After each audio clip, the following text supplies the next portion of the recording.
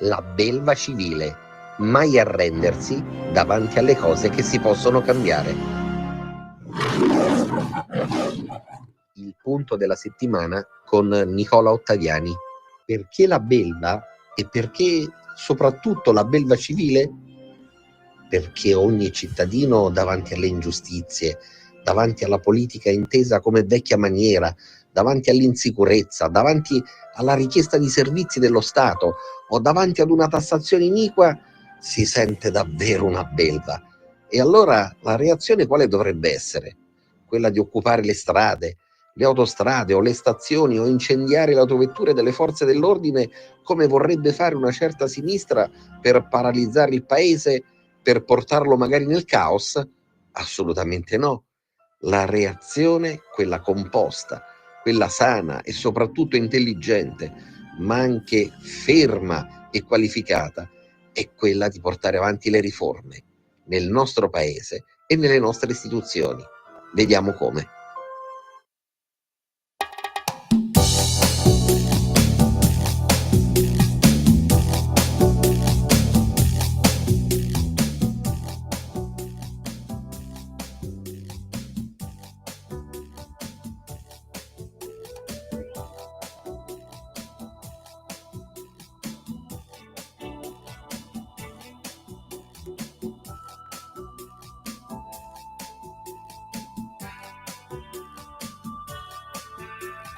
Guardavamo il traffico sul ponte di Messina, aria di salsedine, polvere e benzina. Sulla sabbia sentivamo calde onde infrangersi, dentro noi lo scorrere, vita inarrestabile. E l'estate prometteva lunghi pomeriggi e poi quanta strada prima di tuffarmi dentro gli occhi suoi.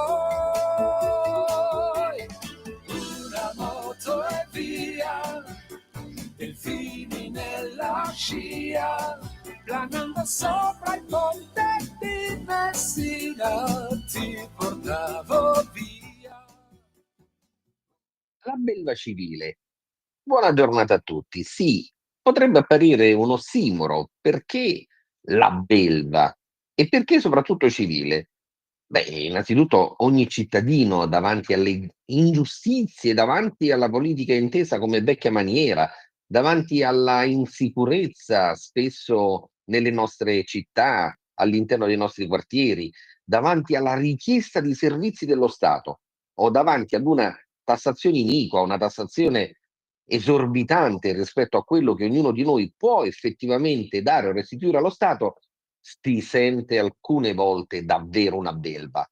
E allora quale reazione dovrebbe essere portata avanti? Quale dovrebbe essere la risposta del cittadino davanti alla legge, davanti allo Stato, davanti alla propria comunità? Beh, non può essere certamente quella di occupare le strade e soprattutto facendo venir meno quelli che sono i diritti e le prerogative degli altri, o le autostrade, creando problemi alle forze dell'ordine, creando problemi a coloro che normalmente le utilizzano per lavoro, per studio o per altro, o incendiare le autovetture delle forze dell'ordine, come fa una certa sinistra per paralizzare il paese, per portarlo addirittura nel caos? Beh no, non è questa la risposta adeguata.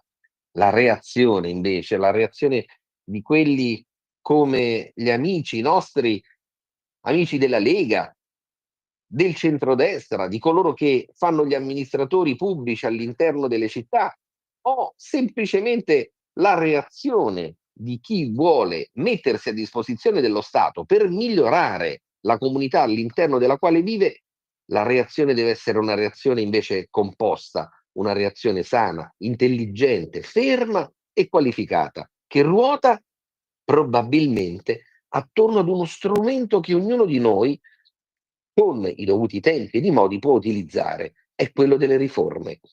Tutto si può riformare, perché tutto si può cambiare.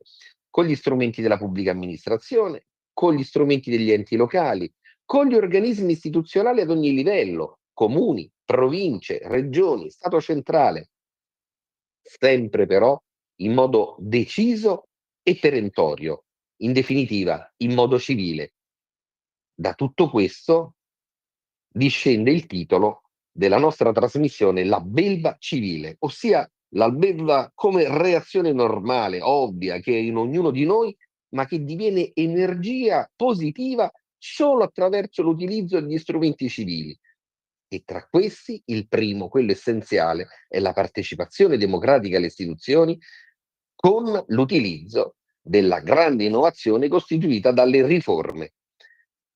E allora il primo motivo per mai arrendersi davanti alle ingiustizie, mai arrendersi davanti alle cose che possono essere cambiate, ebbene il primo esempio è quello costituito dalla vicenda che si è consumata la scorsa settimana davanti alla Corte dei Conti, l'organismo che vigila su quelli che sono i conti dello Stato, le scelte dello Stato, laddove viene utilizzato il denaro pubblico, organismo che però dovrebbe essere assolutamente imparziale, perché dovrebbe rientrare all'interno di quella che è la enorme strategia, ma soprattutto la enorme funzione pubblica dell'organo di controllo. Ebbene, la Corte dei Conti la scorsa settimana non ha bocciato, ma ha fatto uno stop importante, ha bloccato di fatto quella che è la realizzazione del ponte sullo Stretto di Messina, questa opera, la potremmo definire un'opera omnia, un'opera enorme, che non è voluta soltanto dalla Lega, dal ministro Salvini e da tutto il centrodestra, ma è un'opera che soprattutto è voluta, è desiderata, è attesa da decine e decine di anni da milioni di persone che vivono non soltanto all'interno delle due regioni della Sicilia e della Calabria, ma all'interno dell'intera nostra penisola, perché collegare potenziali fruitori di quelli che sono i servizi europei, di quelle che sono le possibilità che l'Europa offre al nostro paese, non riguarda soltanto la Sicilia, ma riguarda l'intero nostro paese. Allora, che cosa è avvenuto? Andiamo ai fatti. Era stata adottata una delibera nell'agosto scorso, il 6 agosto, la delibera numero 41 da parte del CIPES. Che cos'è? Il CIPES è un organo interministeriale, un comitato interministeriale che mette assieme i massimi poteri dello Stato per intervenire sulla materia dello sviluppo e soprattutto dello sviluppo economico sostenibile all'interno del nostro paese. Quindi è un comitato tecnico, di questo stiamo parlando, non è un comitato politico. Ebbene, il CIPES adotta e ratifica di fatto quella che è la decisione del nostro ministro Salvini, della nostra Lega, perché è inserito tutto questo all'interno del nostro programma di governo, viene di fatto staccata la banchina, così come ne abbiamo parlato e definito in passato, dal porto, viene messa la nave in mare per la costruzione di questa grande, enorme opera pubblica. Ora,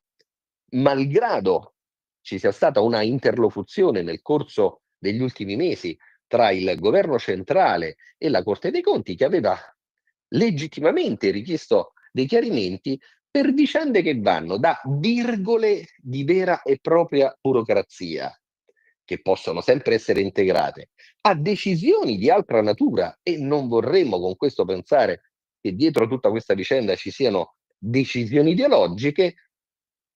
La Corte dei Conti sostanzialmente non fa procedere alla bollinatura del testo, quindi non dà il visto di legittimità, non dà quella sorta di ultima pagina che serve a far sì che quella nave staccata dal porto cominci effettivamente a navigare. Ora, che cosa avviene?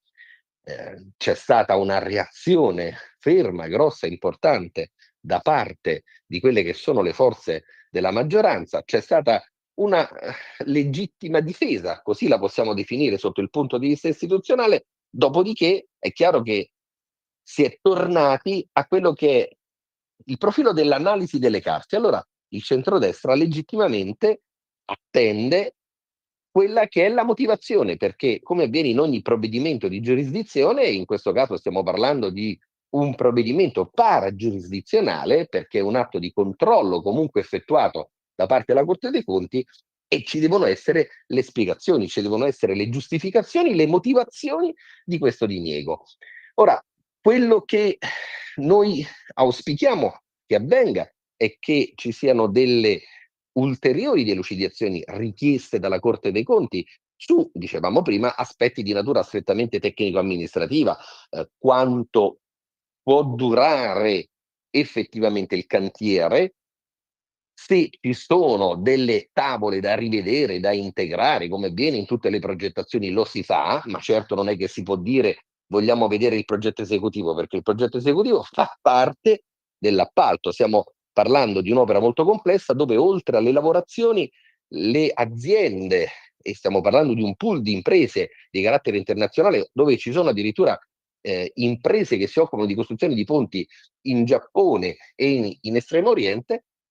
Ebbene, un conto è dire vogliamo vedere quello che è il progetto definitivo, un conto è dire vogliamo vedere l'esecutivo. L'esecutivo lo si potrà analizzare soltanto non preventivamente, ma successivamente, mentre la Corte dei Conti giuridicamente oggi può effettuare solo un controllo preventivo e non un controllo successivo, ma quella è altra materia, e allora davanti a queste possibilità il centrodestra, in primis il ministro Salvini, dicono benissimo, se ci sono carte da integrare siamo qui a disposizione.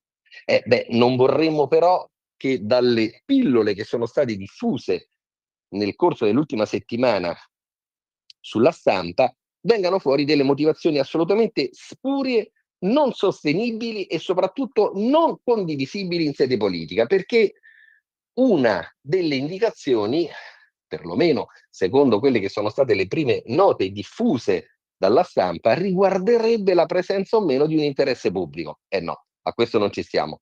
L'interesse pubblico lo valuta, lo definisce, lo istruisce e soprattutto lo decide il Parlamento, lo decide il soggetto giuridico preposto alla valutazione dell'interesse pubblico, perché se questa è una repubblica, una democrazia parlamentare, la delega alla decisione di atti politici amministrativi e anche di gestione alla fine la fa il corpo elettorale e la fa il Parlamento. Che non si inventi nessuno la possibilità che su un'opera del genere manchi di interesse pubblico, perché noi riteniamo che abbattere quella che è la durata della traversata da più di qualche ora tra l'accesso in banchina, la necessaria attesa di quello che è il mezzo di trasporto, lo sbarco e quant'altro, e soprattutto ridurre questi tempi da qualche ora a qualche minuto per gli utenti, questa sia effettivamente una situazione di interesse pubblico. Come la spesa passare da oltre 40 euro a 7 euro, riteniamo che questo sia centrare l'interesse pubblico, dare la possibilità alle imprese che producono e soprattutto alle imprese che vogliono espandersi, che sono in Sicilia, di arrivare in quello che una volta veniva definito il continente in poche ore e riuscire ad essere competitive a livello nazionale e internazionale. Questo significa centrare l'interesse pubblico, riuscire ad inserire anche la Sicilia all'interno di quello che è il corridoio di carattere trasportistico che parte dalla Scandinavia e arriva fino al sud Italia, quindi al sud Europa. Questo significa centrare un interesse pubblico. Quindi siamo i primi a voler leggere quelle che saranno le decisioni adottate in via finale dalla Corte dei Conti, ma certo anche in questo caso, se dovessero essere delle